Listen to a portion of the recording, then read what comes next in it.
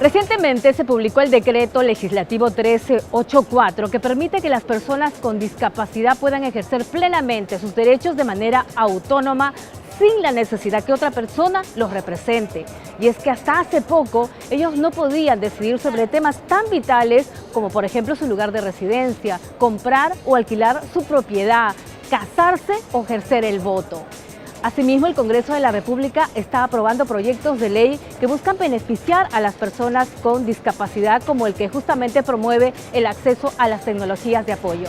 De ello vamos a hablar con dos entendidos en el tema y vamos a conocer algunas experiencias de vida inspiradoras.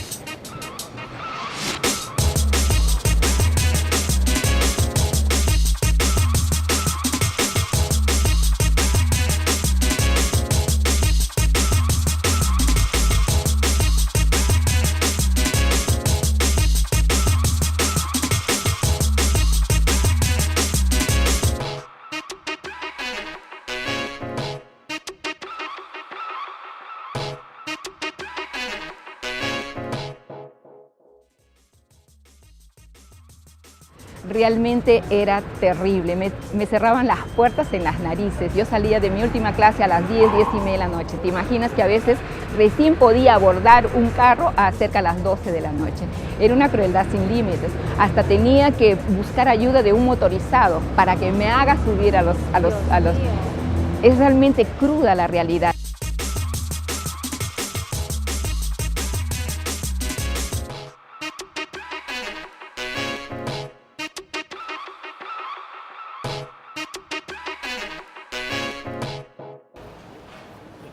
Guillermo, cuéntanos un poco más de ti. Tuviste un accidente a los 16 años. Sí. Fue una caída a una piscina. Yo practicaba mucho la natación, el básquet, el tenis, en fin. Y en la piscina me gustaba mucho tirarme los clavados de los trampolines, así que un día fui a una piscina que no conocía. Me entusiasmé con el trampolín, pero había 1 metro de agua nada más, así que tuve problemas con las cervicales. ¿Que te dejó Sí, cuadripléjico, quedé sin mover del cuello para abajo y eso condujo a que esté internado 2 años en el Instituto Nacional de Rehabilitación. Guillermo, tras el accidente, 16 años, con todas las ganas que tiene un muchacho de esa edad, de salir con los amigos, las fiestas, pero te dicen a ti y a tu familia que tienes cuadriplegia, que has quedado en ese estado. ¿Cómo reaccionó tu familia, bueno, los amigos? Sí, es fuerte, ¿no? Yo, imagínate, jugaba el básquet, jugaba el squash, el tenis, montaba a caballo una vez al mes, ¿no? Había pues una serie de actividades que hacía, tocaba mi guitarra eléctrica a un grupo de rock, ¿no? Y de pronto pues te accidentas y no puedes hacer absolutamente nada de lo que hacías. Entonces tienes primero que ver cómo empiezas a reemplazar ciertas actividades, ¿no? ¿Pero qué pasó por tu mente? Sí, al principio, bueno, pues se te cae el mundo, ¿no? Porque dices, caramba, ahora no puedo hacer nada. Piensas incluso que ni siquiera vas a poder seguir la carrera que querías, ¿no? Que se te cerraron todos los círculos. Entonces es bastante difícil, ¿no? Para la familia, para el entorno, para los amigos que están acostumbrados a departir contigo en determinadas circunstancias y que saben que ya no lo van a poder hacer. Y de ahí empezaste tus terapias, Claro, tu rehabilitación. Estuve internado 2 años ahí y luego de estar los 2 años internado termino 4º y 5º de secundaria. Y cuando seguramente mucha gente le habrá dicho a tu familia, tu hijo no va a poder terminar de estudiar, no va a salir ni de casa. Exactamente, muchos decían ya que un amigo de tu esposo le decía que a mi madre lo busque como ayudante de oficina, que le dé que trabajo como conserje, de repente por ahí algo que no requiera mucho estudio, ¿no? Pero las cosas fueron cayendo por su propio peso, ¿no? Porque llegaste a estudiar Derecho. Sí, claro, yo hago el 4º y 5º, muy modestia aparte, ocupo los primeros lugares y a los 5 días de haber terminado las clases me llama un señor, César Peset Vallerriestra, y me dice, Guillermo, soy padre de familia del colegio, te felicito por tus primeros puestos, yo estaba en las clausuras, pregunté a la directora sobre ti y me dice que quieres ser abogado. Digo que sí, me dice, mira, yo soy director general de administración de una entidad que se está creando recién en el Perú, que es la Fiscalía de la Nación. He hablado con el fiscal de la Nación sobre ti y me dice que gente como tú se necesita. Así que mi llamada es para preguntarte si te gustaría trabajar en la Fiscalía de la Nación. ¡Ay, qué bueno! Sí, fue una cosa maravillosa, yo salté hasta el techo y A la semana de esa llamada, pocos días después de Navidad, yo estaba trabajando en la Fiscalía, donde me quedé 25 años. ¿Y eso lo motivó a estudiar Sí, Derecho? yo todavía no dominaba mucho la mano izquierda porque había quedado accidentado, con las dos manos muy lesionadas, la derecha mucho más. Pero una vez que me volví zurdo y pude dominarlo, postulé a la Universidad de San Martín e ingresé en el puesto 18 de la Facultad de Derecho. Y ahí ha ocupado, incluso no solamente ha tenido la profesión, ha ocupado muchos cargos, ha trabajado en la Fiscalía, ha sido jefe del CONADIS. Sí, hemos presidido el CONADIS, hemos tenido un instituto, fundamos una revista, somos autores de algunas leyes, algunas normas, y hemos dictado conferencias en el Perú, en todas partes, en la Universidad de Kansas.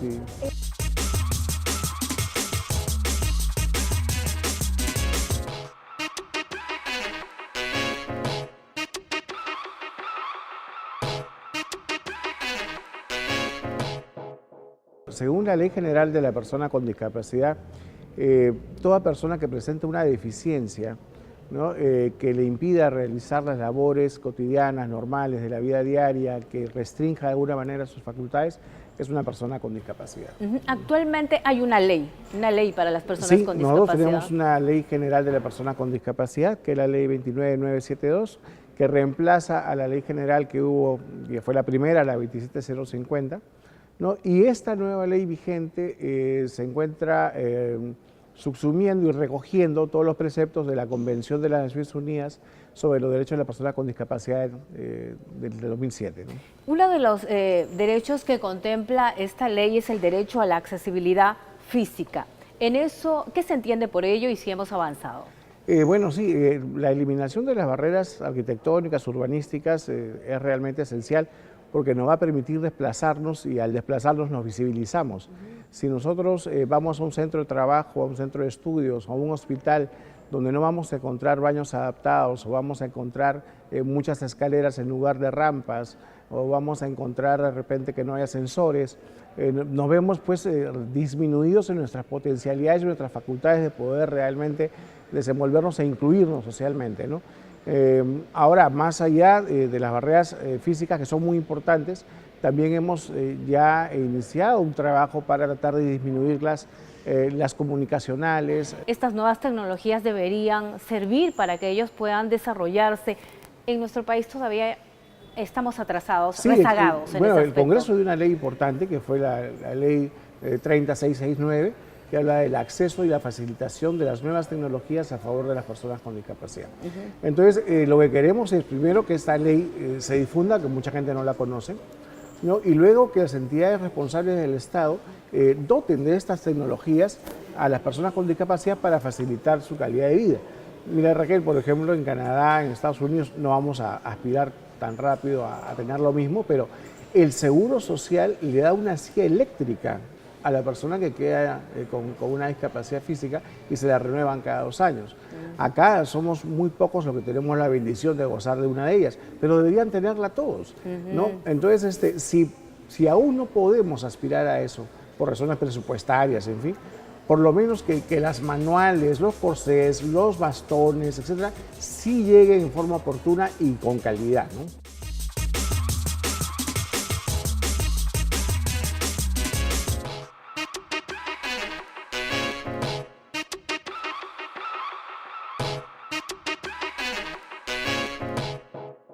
¿Ustedes encuentran facilidades para desplazarse por las calles de Lima? La verdad que no.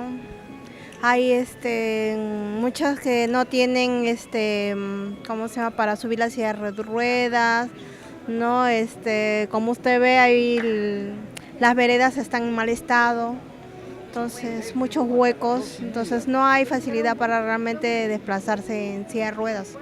Cuando aspiramos a gozar de tecnología, buscamos justamente el poder tener mayor autonomía, porque la persona con discapacidad, mientras más autonomía tiene y mientras menos depende de otras personas, menos las molesta, te sientes más realizado, te sientes más seguro en tu rutina diaria, en tu desenvolver, en el trabajo, en el estudio, etc.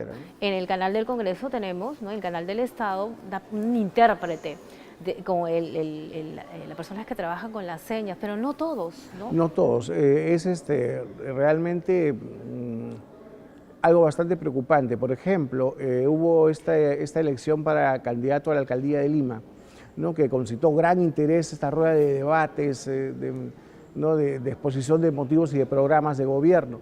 Y sin embargo, por ejemplo, las personas sordas tuvieron una gran dificultad y nadie pensaba en eso. O sea, habían los debates, pero no había un intérprete de lengua de señas, de tal manera que las personas sordas no sabían qué estaba ofreciendo el candidato.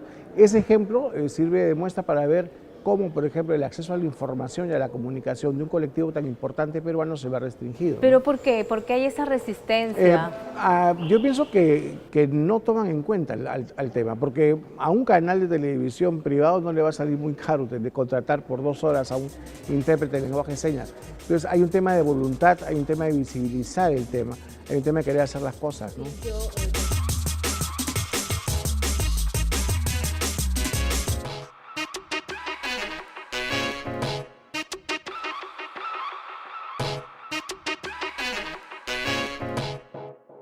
El derecho al trabajo, que es uno de los puntos más álgidos que tenemos, es como un derecho nodriza, porque si el derecho al trabajo se cumple en nosotros, al tener el trabajo podemos cumplir con el derecho a la educación de nuestros hijos, nuestro derecho a nuestra salud, derecho a ver por tener una familia. Las empresas están cumpliendo con lo que dice la ley porque hay una cuota para la empresa, para el sector privado y para el sector público. Yo tengo entendido que el Estado se está esforzando, aún no llega a la cuota que es del 5%. El sector privado es 3%. Y el sector privado es 3%. En el sector privado estamos encontrando serias resistencias. Sí es cierto de que hay varias empresas que lo están haciendo con la mejor disposición, pero hay una gran mayoría que muestra todavía mucha resistencia. Y yo creo que el tema va porque el Estado pretende que la cifra se aumente solamente porque la ley existe.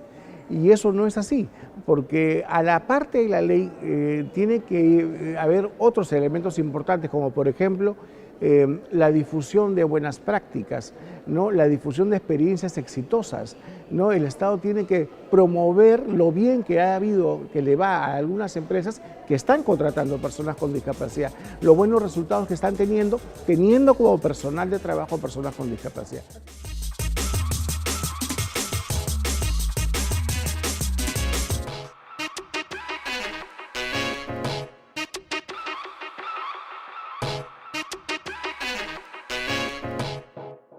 ¿Las leyes han servido de algo? ¿Se les contrata a ellos? Señorita, ¿cuánto me gustaría que primeramente deben dar trabajo a ellos? Porque una persona sana como yo podemos buscar en cualquier centro para poder trabajar, pero ellos es muy difícil encontrar trabajo para ellos. Hasta hoy en día, mi hermano, mira, ¿cuántos 10 años de accidente tiene? Hasta hoy en día ninguna empresa lo ha contratado, no se puede, no se encuentra. ¿A qué se dedica? Ahorita él ambulatoriamente ya se trabaja, pues. ¿Él llegó a estudiar algo? No, terminó en media carrera, quedó. Las personas con discapacidad que consiguen un trabajo deben ganar igual que otro compañero de trabajo, ¿no? Si cumple las mismas funciones. Sí, por supuesto, no se puede discriminar en el sueldo, ¿no? Ahora, y más bien a nosotros nos alcanzaría mejor el sueldo igual al de mi compañero si yo también podría movilizarme en bus, ¿no? Si yo no gastara en taxis diarios, ¿no? Porque se supone que el país debe trabajar una política de transporte accesible, ¿no? Hay muchos chicos que quieren estudiar en la universidad o que consiguieron un trabajo, pero si están en silla de ruedas o tienen una polio severa con 2 bastones, etcétera, tienen que usar taxi de vuelta y al final gastan 1/3 o casi la mitad del sueldo en transportarse. Entonces, hay que ver el tema del transporte accesible, que es un tema muy delicado, y también fomentar el teletrabajo. El Congreso dio una ley de teletrabajo hace unos años para que las personas puedan trabajar en su ordenador, con su computadora, desde su casa. O sea, si a mí en mi oficina me dicen haz 30 cartas, ¿no? Y las puedo hacer también en mi casa y mandarlas después por correo, ¿cuál es la diferencia? El acceso a la educación, hablamos de educación inclusiva en los últimos años, había, me acuerdo, cierta resistencia por parte de algunos directores de colegios particulares y padres de familia. En la actualidad, ¿hay una cuota mínima para que pueda o máxima para...? Hay un enunciado general de que todos los colegios tienen que tratar de recibir dentro de sus coberturas a todas las personas con discapacidad que puedan, a los niños. Y adaptar sus puedan. instalaciones. El tema es ese, o sea, nosotros si lo manejamos solamente como un tema de estadística, hoy día este año tengo 25.000 y después tengo 28.000, estoy teniendo un éxito con la educación inclusiva como ministerio, están equivocados, porque no solamente se puede medir por cifra. La educación inclusiva obedece a varios factores. Primero, que te reciban en el colegio. Segundo, que las instalaciones físicas estén adecuadas para ti, que haya baños accesibles, que puedas entrar al recreo con una rampa si es que hay escaleras, que los salones sean amplios, que hayan de repente señales braille para las personas ciegas, ¿no? Y después pasa por un tema de cuán capacitado está el padre de familia del niño que no tiene discapacidad para que no le diga al colegio de que saca a su hijo porque tiene un niño con discapacidad en el salón, o le dice al niño que no se junte con el amiguito que tiene discapacidad. A ver, eso ha pasado hasta con los niños Down. Pero pasa ¿no? muchísimo, ¿no? Entonces, y también va por un tema de qué tanto se maneja esa política por los mismos docentes para que los niños que no tienen discapacidad no respeten la dignidad de su compañerito y no haya personal la burla, capacitado en los sí. centros educativos. Entonces, como ves, va por varios elementos el tema de educación inclusiva, ¿no? Bueno, yo estaba atendiendo a mis niños en casa, ellos iban a ir al colegio y ya iba a venir la movilidad, entonces eran 3 que habría que, porque eran muy pequeños, ¿no? Estaban de 12, 10 y 8 años. Entonces yo me resbalo, piso la mochila de mis hijos, la llavecita que tiene, y me voy de bruces al aire y luego caigo seco. Y me hago múltiple fractura a la columna, que nadie podía creerlo. ¿Lo operaron?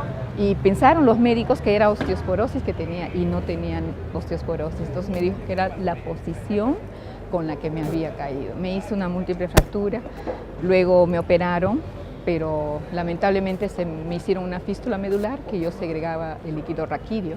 Me pusieron en una cama inmovilizada 22 días con 3 catéteres en la espalda y me sacaron 18 bolsas de líquido. Inmovilizada 24 horas del día. O sea, fue realmente una experiencia bastante fuerte, ¿no? ¿Qué prejuicios tuvo que afrontar? ¿Qué dificultades? Bueno, en la sociedad, muchísimas. He sido una persona, en ese entonces, antes de entrar a la universidad, trabajaba en una institución EIGER, ¿no? La Escuela Internacional de Gerencia, dando clases de inglés, y realmente yo en Guzmán Blanco tenía que esperar todas las noches los anconeros, los carros que me llevan por Panamericana Norte, porque vivo a la altura de Primera de Pro. Realmente era terrible, me cerraban las puertas en las narices. Yo salía de mi última clase a las 10, 10 y media de la noche. ¿Te imaginas que a veces recién podía abordar un carro a cerca a las 12 de la noche? Era una crueldad sin límites. Hasta tenía que buscar ayuda de un motorizado para que me haga subir a los... Es realmente cruda la realidad. Y eso, mira que yo me desplazo. ¿Te imaginas para aquellas personas que están en silla de ruedas? Es triste.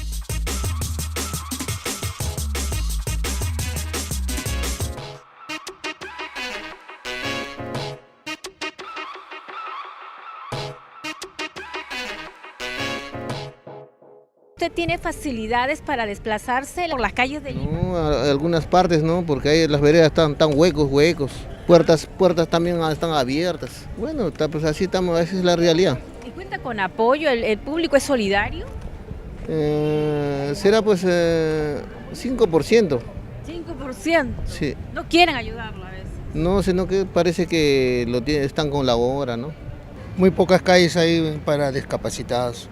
La mayor parte todo lo han cerrado, ponen carretillas, ponen ¿cómo se llama? Los carros, no dejan pasar para los discapacitados. Sí. ¿Y cómo ve a las personas? ¿Los apoyan? Pocas. Hay pocas gente que podemos apoyar a los discapacitados. No hay consideración. No hay consideración. ¿Cuántas veces me he caído acá? Porque mire, la pista tiene demasiados huecos. Especialmente ahí por la Virreina, por toda esa recta, hasta allá por Iraoka, lleno de huecos. Yo y mi esposo no hemos caído. Aparte de eso, imagínense esa gente que no pueden caminar, que no ve, que tienen problemas. Un punto muy importante, se ha publicado hace poco el decreto legislativo 1384, que es para que las personas con discapacidad puedan ejercer plenamente de sus derechos, porque hasta hace poco incluso no podían decidir sobre temas tan básicos como su propiedad, el casarse, ¿es así? Cuéntanos, Sí, por es muy favor. cierto. Teníamos un Código Civil del año 84 que ya contravenía una serie de normas nacionales e internacionales. Este decreto legislativo 384 se inspira en el artículo 12 de la Convención de las Naciones Unidas sobre los Derechos de las Personas con Discapacidad, en la que se habla justamente de la capacidad jurídica. Desaparece la figura de la capacidad de goce y la capacidad de ejercicio, se habla de que todos tenemos una capacidad jurídica, se ha modificado el Código Procesal Civil, se ha modificado el Código Civil, estamos hablando de sistemas de apoyo, de salvaguarda, ¿no? Estamos esperando una reglamentación del tema, ¿no? Y el Poder Judicial también está haciendo lo suyo. En los procesos que eran de interdicción para declarar incapacidad absoluta, se están ya elaborando las resoluciones para adecuarse el proceso judicial a la nueva norma. O sea, ¿de qué manera, si nos puede explicar con algunos ejemplos, puede ayudar? Por ejemplo, personas que tenían un grado de esquizofrenia de repente, pero totalmente controlable con medicinas, ahora pueden, por ejemplo, dar un testamento, pueden contratar, pueden realizar una compraventa, pueden arrendar un inmueble, pueden cobrar un cheque, ¿no? Lo que era pues totalmente negado antes de que exista esta norma, ¿no? ¿Podían votar? No, el voto, las personas que votaban era tal vez porque no se habían dado cuenta que tenían el padecimiento, ¿no? Pero ahora es un derecho. Es un derecho adquirido plenamente y genuino y merecido, por cierto. Muy ¿Podían merecido. casarse? No, había una serie de restricciones con respecto a personas que eran sordas y ciegas a la vez, o que no podían comunicarse con el habla y a la vez también eran ciegas. Habían una serie de conceptos que se manejaban ya realmente arcaicos, ¿no? Que sobre todo con la tecnología que hay ahora, que lo que hablamos hace un momento, ya son pues cosas totalmente superadas, ¿no? ¿Podían decidir sobre su propiedad, si heredaban algo, lo podían vender, No, alquilar? No podían hacer nada de eso. Tenían que nombrar un curador y el curador era quien determinaba, ¿no? Justamente lo que se decía es, como no pueden expresar su voluntad de manera indubitable, tienen al curador y el curador decide, ¿no? Acá, con las personas de apoyo, a diferencia del Código Civil, la persona de apoyo colabora con la persona con discapacidad, no la sustituye como si la hacía el curador. Eso permitió una serie de abusos. Sí, claro, ¿no? Definitivamente se presta pues a, sobre todo lo que decían muchos padres de familia, ¿no? ¿Qué pasará con mi hijo cuando yo no esté? ¿No? Dios ¿Quién se mío. encarga de ver por sus derechos? ¿No? ¿Quién va a ver de que realmente mantenga lo que le corresponde, ¿no?